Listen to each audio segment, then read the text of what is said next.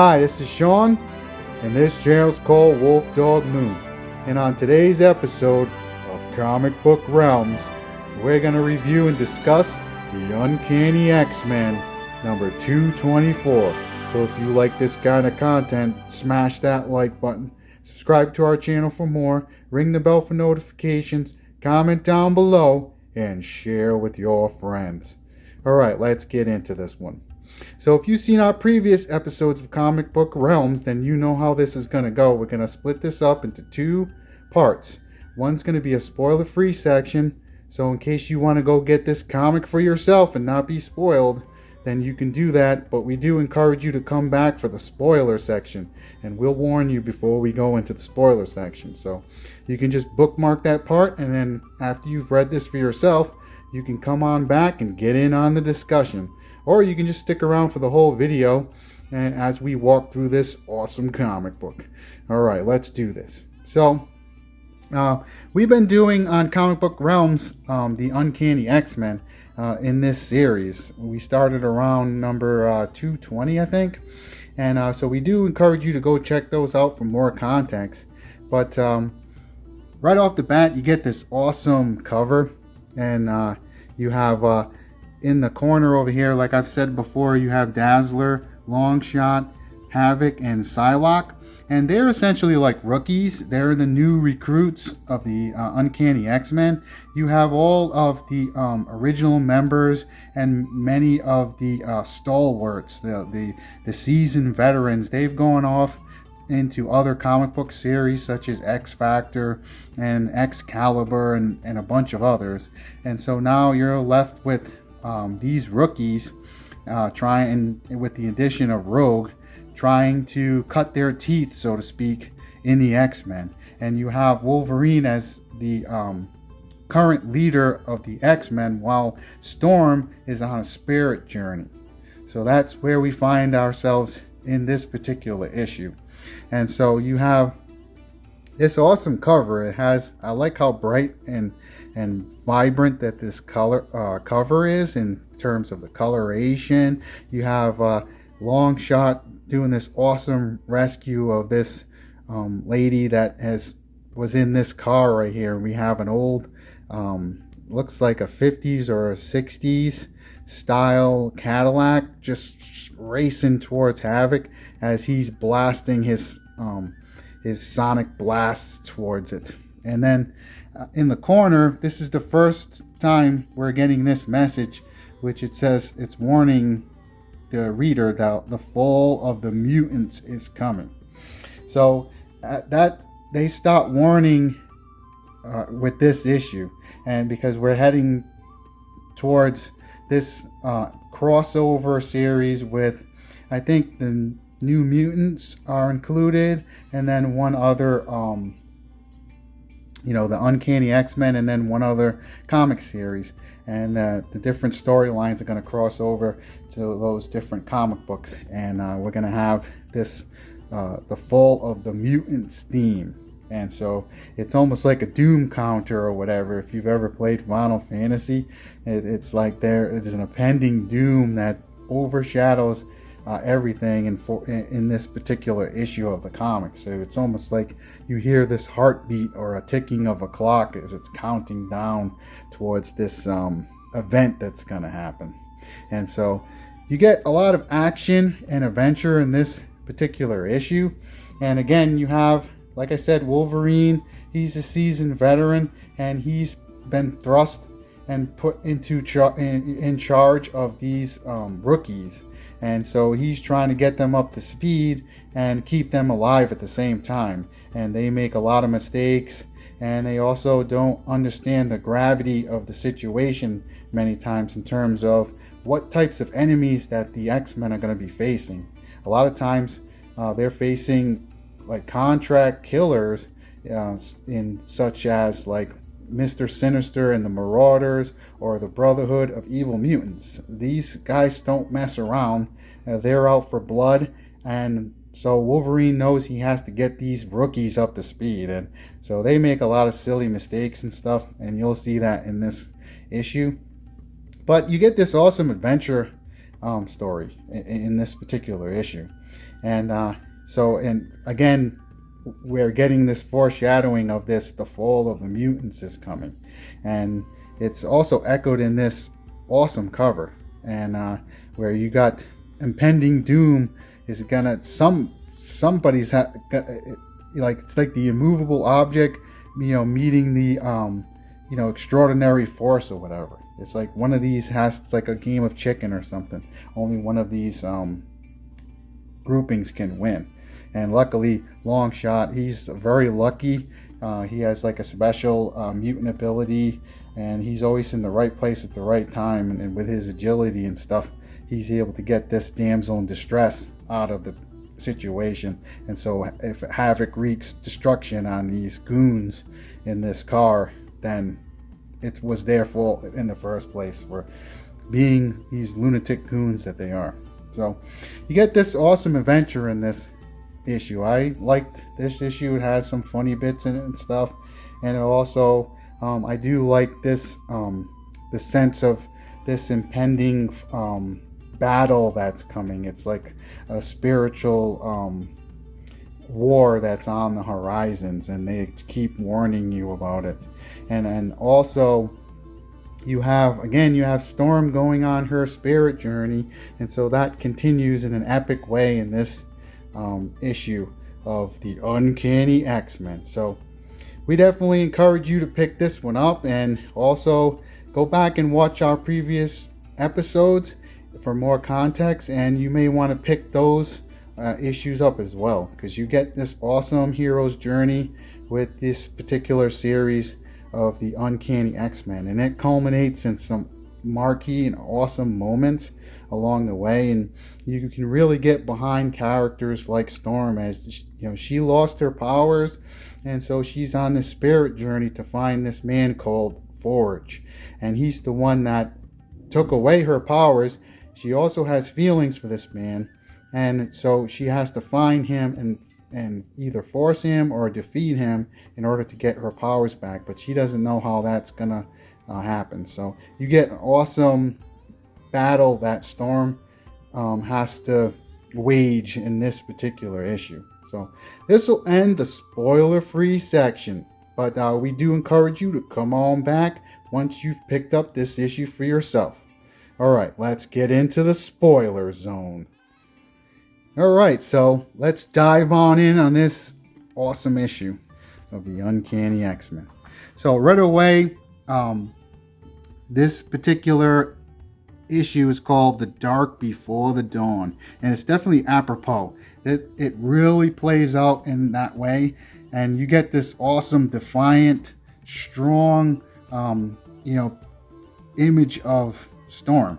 It says over here, it says, "This is the hour before dawn, her favorite time when the world lies hushed and still, no longer asleep, not quite awake, a magic moment touched with innocence, rich with infinite promise, where reality appears to be not so much what it is, but what you imagine it. She is Aurora. She is Storm. 2 names, 2 identities, 1 woman." So you get this awesome pose and stuff, and she's in this, you got a fire going in the background, she's in this like winter landscape, and she's wearing Indian clothes, she's got the feathers, she's completely changed her styling and stuff from the previous issue. She was in all black leathers, kind of like I always think of like Mad Max Beyond Thunderdome. Storm she had the mohawk and stuff. She always reminds me of the character that was in that movie. So you get this epic pose and stuff. And again, now we got Mark Silverstreet back and Chris Claremont as the writer. So if you've seen our previous episode of Comic Book Realms, the previous issue was done, the artwork was done by a different penciler. So it very much felt like the B team or whatever. And so the A team's back working on this. So I like this pose and stuff. And it's epic. So right away you get, and there's this Indian that's been helping Storm on this spirit journey that she's on. And she's, right now they're talking about where this Indian found those clothes that you had just seen her pictured in, because her clothes had been shredded completely in the last issue. The black leathers and stuff were just torn to pieces. And so luckily this Indian knows where his people, the Cheyenne, the Cheyenne, I might be butchering that, but his people had all these stores of different clothes and stuff, and so he knew where they were hidden. And so they're just discussing what she needs to do as she makes her way across this type of landscape that's both like spiritual and physical. So she's moving through different parts of the America, and like kind of like a western, from a western to a wilderness setting to a mountainous, snowy setting. And she's been battling demons. She's been battling both real and imagined, like in a dream state. So there's like a clashing of the spirit, the dream, and also the physical world. So they're discussing what she must do and how she has to go about doing things. And this Indian, he's not what he appears to be. This guy has his own agenda. He wants to dominate and control Storm, and he's leading her on this spirit journey to find her powers. And he doesn't really care what happens in terms of whether she gets her powers or how things work out, as long as he wins. So there's like an agenda that he wants. He's playing a type of chess or whatever. And Storm is just a piece on the board that he needs in order to achieve his goals. So this he's a double-minded, and he doesn't, he kind of has been, all through this journey that she's been on, he's been gaining her trust. And so, again, they fought these demons called the Eye Killers. And these guys were bad news. And he helped her defeat them, and it was horrific and stuff. So he's been gaining her trust, and so she trusts him at this point. But now they're facing this mountain where they know Forge is at the top of this peak of this mountain, and this Indian is explaining to her that he can't go any further with her. She must climb this mountain on her own. And if you've seen the previous issue, it comes into play in terms of this issue where she had fought in this like spirit dream, and she had confronted Forge in the spirit dream, and his horrific demons and the different elements, all kind like giant snakes, giant bears, just horrific demonic forces. And now she's faced with the real instead of the imagined. And so he's explaining that. He's explaining what she must do. And so she knows, he's basically telling her that Forge won't be able to detect her, because these two, like Storm and Forge, they have feelings for each other. And so Forge is not anticipating Storm coming to greet him. That's what the Indian is saying. He's explaining to her that he won't expect her. And so there's something interesting about that, and you'll see coming up. And so he's just explaining what she must do. And so her idea is that she has to slay him in order to make what's going on, because the weather's all messed up. Things like where they are right now, where it's cold, it's at a time of year where it's supposed to be warmer. So something Forge is doing or not doing, or something that's going on, and it's affecting everything in a negative way. So this Indian gives her a hug, and just before she turns to go, she's determined to go on, he grabs her and kisses her. Now, they've formed like a bond and stuff, these two. And so he's just telling her, if things don't work out, and she says, a memory I shall cherish, because she may not see him ever again. But as soon as she leaves and stuff, he tells you what he really thinks about everything. He says, she says over here, until my return. And he says, I hope you do. but I wouldn't count on it. So I don't know if he said that loud enough for her to hear, but then he goes on to say, me, I don't much care either way what happens. Just so long as when the game is over, I win. And something's happening right here because you can see the coloration. It's almost like he's an image, or he's a stand, or whatever it's called. He's just, he's like almost like a mirage or whatever. So there's something off about this guy, this Indian. And so we jump over to this. And again, if you've not seen our previous episode of Comic Book Realms, we encourage you to go check that out for more context. But basically, they jump back to this this Valerie Cooper character, which is this lady right here. And basically what she's formed is this task force called Freedom Force, and they work with the government. But what they did was they released these criminals to work for as part of this Freedom Force. So there's already a problem at the concept level in terms of what they're doing. They're forming a team that's supposed to fight for freedom, but they're using criminals to do it. Now these criminals, the idea is that they can win their freedom and stuff, and get pardoned for their crimes and stuff, or they got to do what they're supposed to do when they're working with Mystique, or else.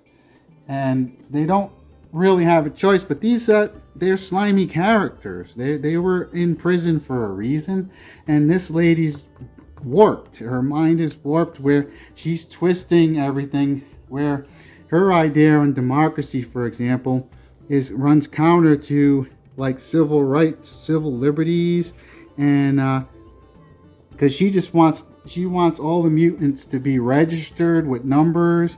And she wants to use this Freedom Force to impose the will of basically the government on these people with these extraordinary powers and stuff. And so this guy tells you, because she says, but this is a case where the good of society, the defense of the many, must take precedent. And this journalist says, except the whole point of democracy is to protect the few from the many. Miss Cooper, how do you explain the fact that all the members of Freedom Force are criminals? Isn't that a bit like setting the fox to guard the chickens? And she just says, I prefer to say set the fox to catch other foxes. So it's a strong-arm group.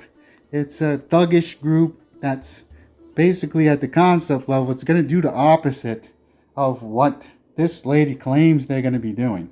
They're using criminals to do this. So this guy gets it.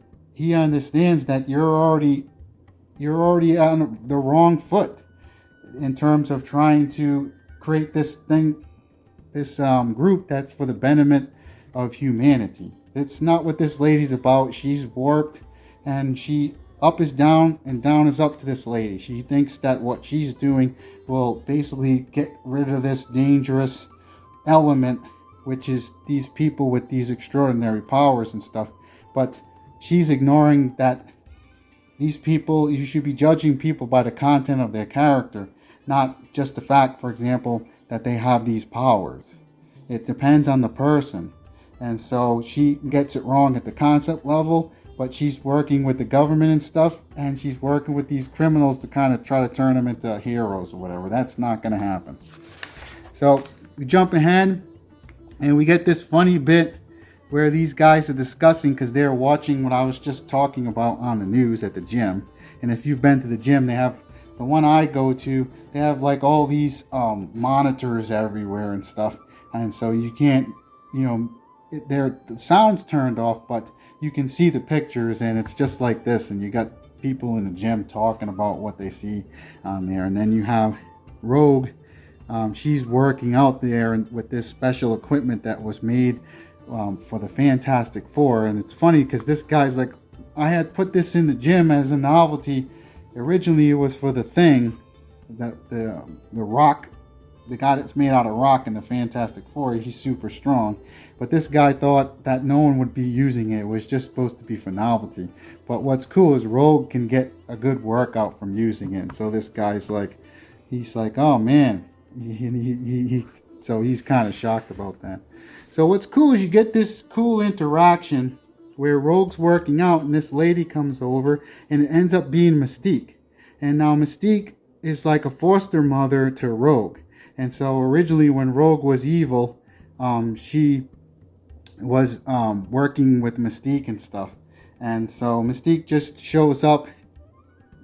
Rogue should have been able to guess that it was Mystique, but because they've been separated so long, she couldn't do it anymore. So they embrace and stuff, and Mystique basically warns them about this impending doom that's coming for the X-Men, where this one character has she has precognitive power. So her name is Destiny. So she has precognition, kind of like, sort of like the ability to see I think like a potentiality or something that could develop and stuff. So we don't know what that's going to be. So already she's warning of this impending doom. And again, on the cover, it said the fall of the mutants. So that could be what she is talking about. And basically the premonition was that all the X-Men are going to die if they're in this certain place.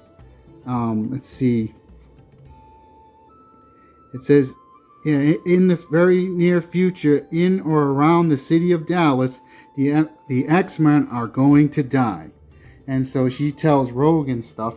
And Rogue is like, well, I can't abandon my friends and stuff in the X-Men. And so this lady walks away and she's actually crying and stuff. So she does have feelings for Rogue.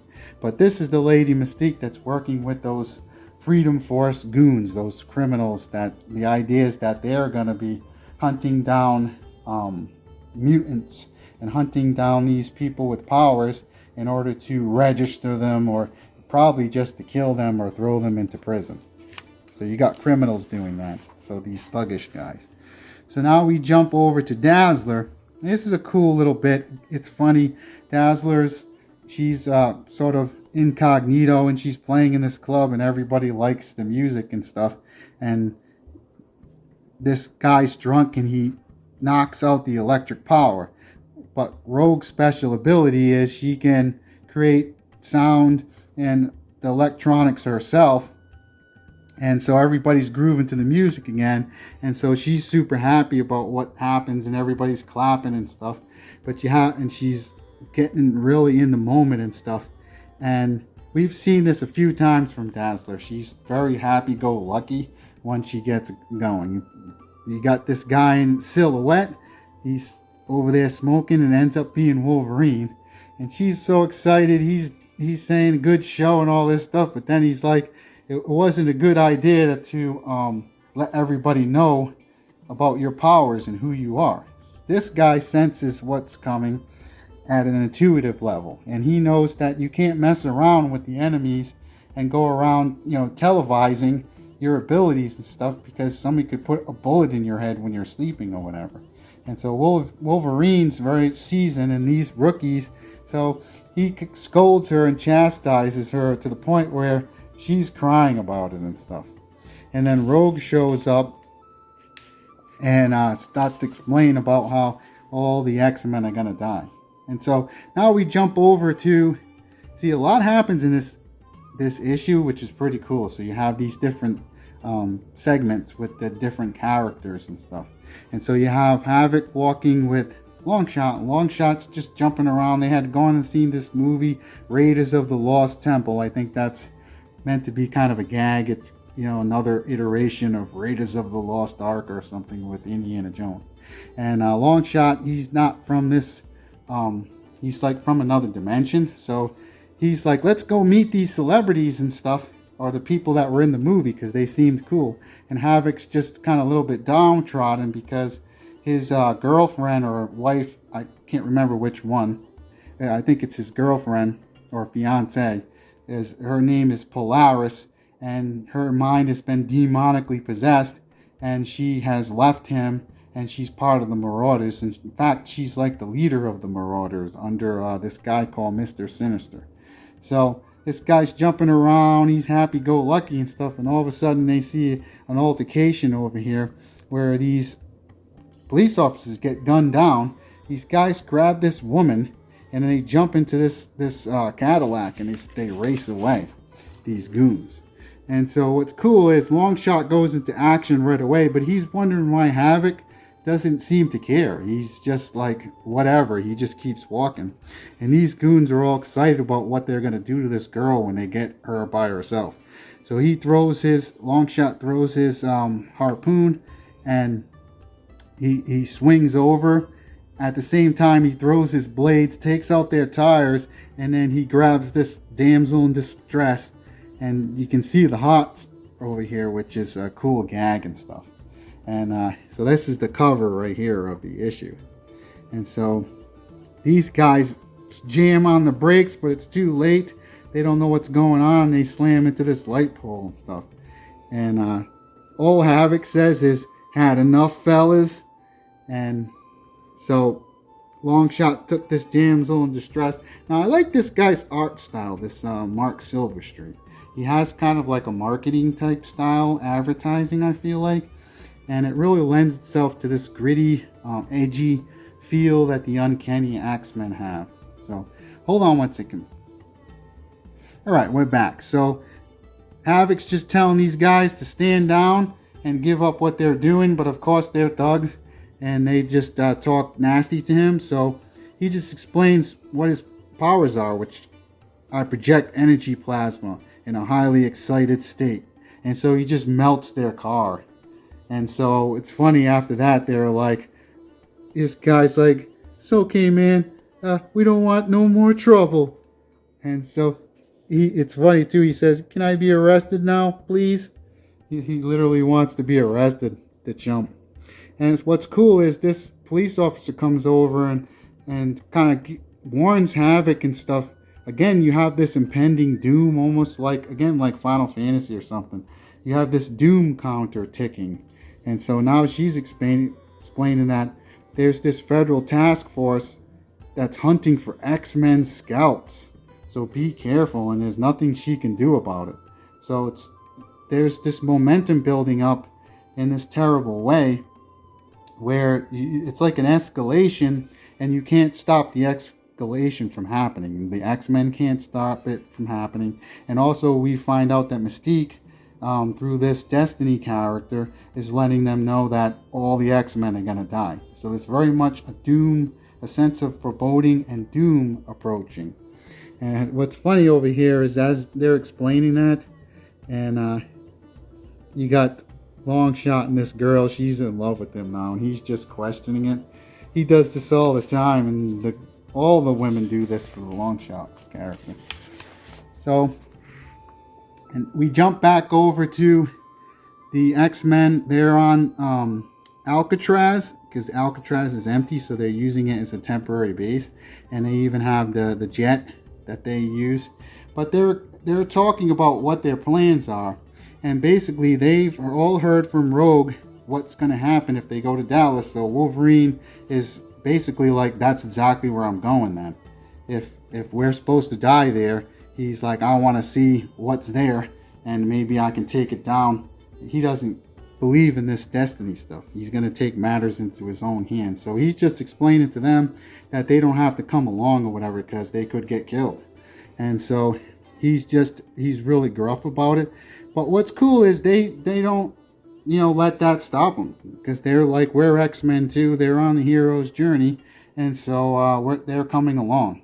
And what's cool is you got this I like this drawing in this scene, is Rogue is really snarky about it. She's like, yo, short stuff. So like, who wants to live forever? It's really cool, because she's coming along no matter what. And so is Havoc. Havoc says, I'm an X-Men, Wolverine. I stand by my friends and with the team. So he's going no matter what. So they're all in on this, even though they can all sense this impending doom. Even this Madeline Pryor, she doesn't have any powers, and so she's like, I'm in too. But Wolverine's like, no, you can't be there. We can't be focused on trying to protect you. And we need to be worried about getting the job done. And so you're out. But she says there's nowhere else for me to go, and the Marauder's just going to kill me anyway. And that's when Havoc, I like this panel because it's funny, because Havoc just basically says that Miss Pryor has a point, Wolverine. She's my brother's wife. I'll watch out for her. And Wolverine's like, argh! He can't defeat that logic. So they're all in and stuff. So to me, it's like a badass moment. You even have, they're all like, let's roll. And you have this awesome picture of Psylocke just before she gets on the plane. She tries to send out a telepathic connection with Storm to see how Storm's doing. But basically Storm's kind of in like this world between, so to speak, on this spirit journey. So what's cool is we jump right over to Storm, and Storm says, what? I thought I heard someone call my name. So it's almost like she's already moved into this other plane, so to speak. And as she's climbing, there's black lightning, which reminds her of when she faced these demons called the Eye Killers. So you got black lightning and stuff as she's climbing. And she's using that determination and the will to go on. But she sees these demonic creatures coming down towards her from where Forge is. And I'm going to show you this panel right here. It's really cool. So here's the fall of the mutants. It's always dark. So this is what we're headed towards right here. It says it's always darkest, excuse me. So this is where this series has been heading to. You have this awesome illustration where it's like this character right here. I forget what his name is. If you know, comment down below. I have the New Mutants comics. We'll probably do some Comic Book Realms episodes, but he's like cut, it looks like. But these guys are all shredded and defeated and stuff. You have the Beast and a lot of the other X-Men characters. So it says right here, X-Men, the Uncanny X-Men, number 225, 226, 227. You have X-Factor, number 24, number 25, number 26, and then the New Mutants, 59 to 61, starting in September from Marvel. So hopefully I have these issues, but if not, we'll probably focus more on the Uncanny X-Men for the Comic Book Realms series. But if I do dig these up, maybe we'll do that, those episodes on the channel as well. So stay tuned for more. But this is an awesome picture right here. But anyways, you got the demons approaching Storm. Now this epic confrontation happens. She's just holding on for dear life. She's like, I am dead. There's nothing she can do. There's nowhere she can go or run. But what's cool is the demons, they're ethereal. They just pass through her, but she can sense that they're dangerous. So she keeps climbing, and she gets over to the peak and looks over to the top, and it's this nightmare scene where you have this black void, and at the top you can clearly see Forge or somebody up there. We know it's Forge, and black lightning's coming down. It's destroying the rock face, and she's like, what am I to do? So the only thing she can do is go forward. So she pushes on, and then you get these horrific demons. Now this time they're not ethereal, and they say horrible stuff. It's like, thinkest thou pretty frailing, our dread masters will to thwart? Better be our growing hunger thy flesh shall sate. So they talk in this weird backwards way, almost like if you played a record backwards. That's, I think, what the sound would be. And they got like lobster, like a lobstrosity. It's like a mix mash of different creatures and stuff, and it's grabbing her in this manacle. And so she just turns with her blade, as she usually does, starts slashing it. And so she's fighting they're just coming out of the woodwork, though, climbing up these demons and stuff, and she's kicking them, and it says, but they are a numberless horde. I'm alone. She just has to push forward. And these demons, they're nasty. Yield, wench. Join thy spirit to ours.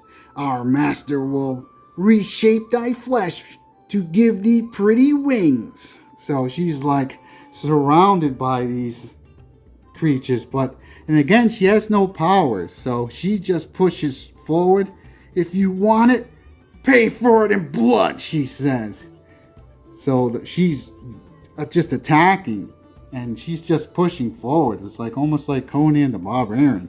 You might as well just attack.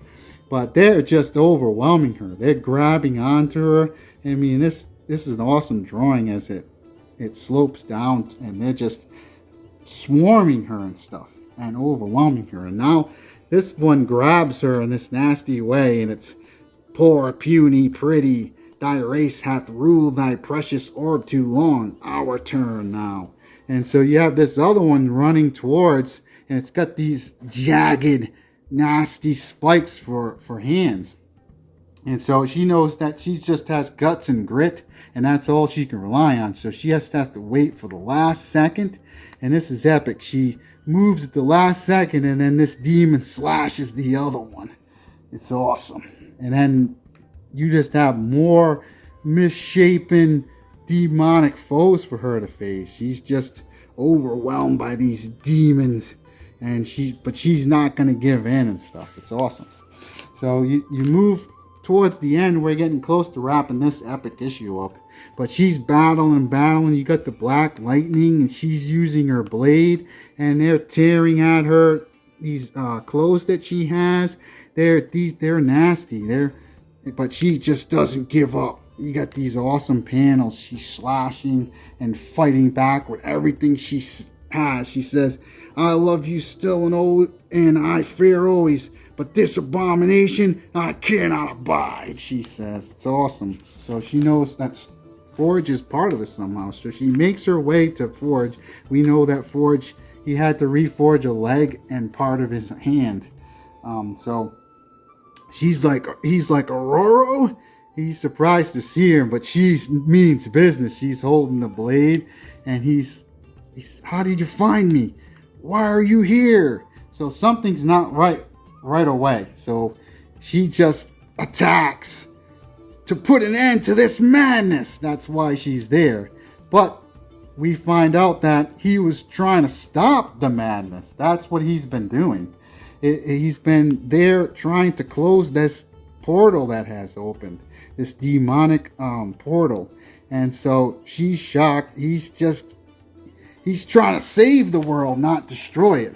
And so this one ends in an epic way. You have the demons and stuff, but then they're just at the peak right here, and they fall off, and then they get sucked into this black void that he was trying to close.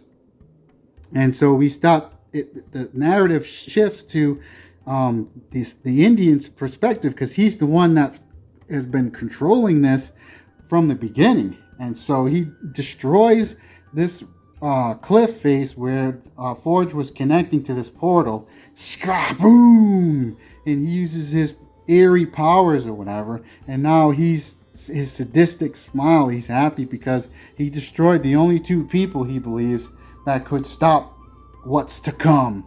And so this guy's been preparing for this moment this whole time.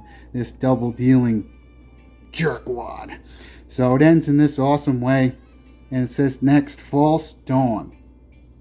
So we're gonna wrap this one up because this one's getting kind of long. But point blank, this is an awesome issue. You get this, like I said, doom counter, so to speak, which with the fall of the mutants is coming. So you know this event is approaching, and it's going to be significant. Like it presupposes that, and it's building to this idea that the X-Men are going to be all killed. So you really get this sense of danger approaching. It's like a storm is on the horizon, and there's no way to prevent that storm from coming. You just have to face it head on like Wolverine would do. So this is an awesome issue. Definitely encourage you to pick this one up if you can, and check out the rest of our Comic Book Realm series for more if you like this kind of content. But in the meantime, we hope that this video finds you having an awesome day, and we hope that you have a blessed day and that your spirits remain high. Signing out.